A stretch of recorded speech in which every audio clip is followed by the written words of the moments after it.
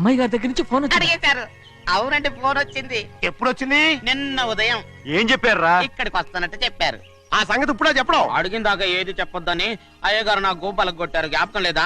అది సరేనయ్యా, ఎప్పుడు వస్తున్నారు? ఈ రోజే. ఈ రోజా? ఆ, ఎందులో వస్తున్నారా? అయ్యగారు అడగమని లేదుగా. ఏమండి బండి కూడా పంపమన్నారుగా? ఆ, అవునవును, బండి కూడా పంపమన్నారు. ఎక్కడ పంపన్నారా? అయ్యగారు అడగమని లేదుగా.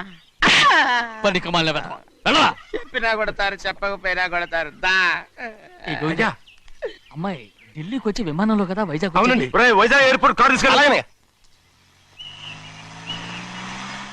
ఒకవేళ అమ్మాయి విమానంలో కాకుండా రైలు వస్తే? గోవింద, అయ్యా.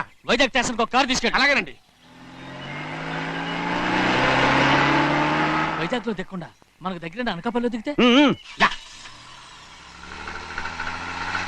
ఒకవేళ అమ్మాయి గారు తుల్లో దిగితే?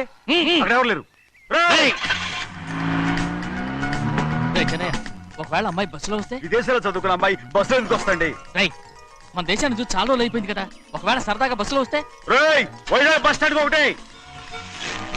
ఏమండి, వైజాగ్ లోనే దిగుతున్న నమ్మకం ఏంటి? రేయ్, అనకాపల్లి బస్ స్టాండ్ కోటి, తుని బస్ స్టాండ్ కోటి. రోడ్లో దిగితే చెన్నయ్య, అమ్మాయి వచ్చే లోపల గుడికెళ్ళి తన పేరుని అచ్చం చేయించేద్దాం. బండి దిగు. అలాగే. ఆ? ఉన్న బళ్ళని వెళ్ళిపోయాయండి.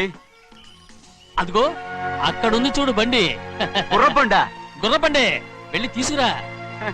అక్కడ మన బతుకు గుర్రబండ అయిపోయింది. అయ్యో, ఇప్పుడు అమ్మాయి వైజాగ్ నుంచి వస్తుందో, అనకాపల్లి నుంచి వస్తుందో, తుని నుంచి వస్తుందో, ఎక్కడి నుంచి వస్తుందో